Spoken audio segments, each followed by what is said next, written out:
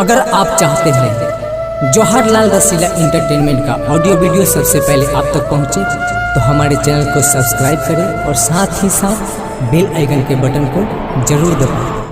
Presented by Rasila music.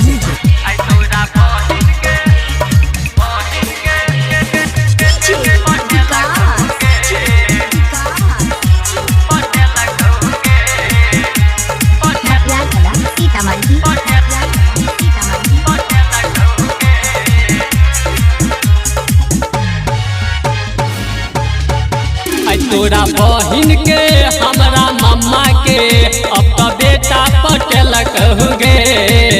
तोरा बहिन के हमरा मम्मा के अब तो बेटा पटेल कहोगे। तोरा गौवा शहर में तोरा जिला जबर में तोरा गौवा शहर में तोरा जिला जबर में लगे खुदे घूमै छोगे। तोरा बहिन के हमरा मम्मा के अब तो बेटा पटेल कहोगे।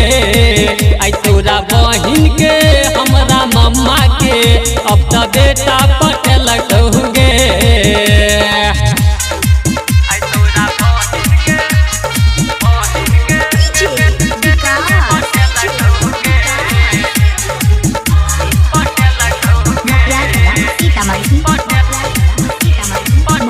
रिकॉर्डिंग स्टूडियो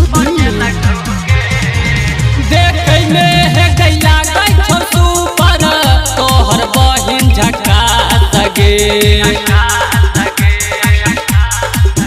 हे गई पढ़ै छौ मधुबनी जिला में केलको मैट्रिक पास गे। देखे में है गैया गई सुपर तोहर बहिन झका सगे।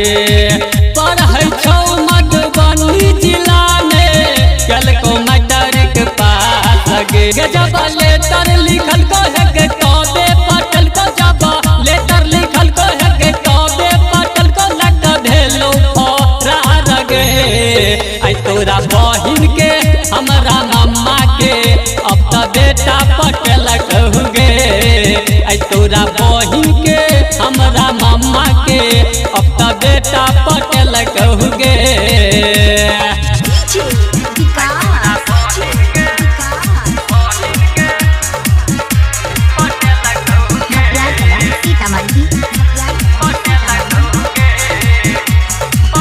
Recording studio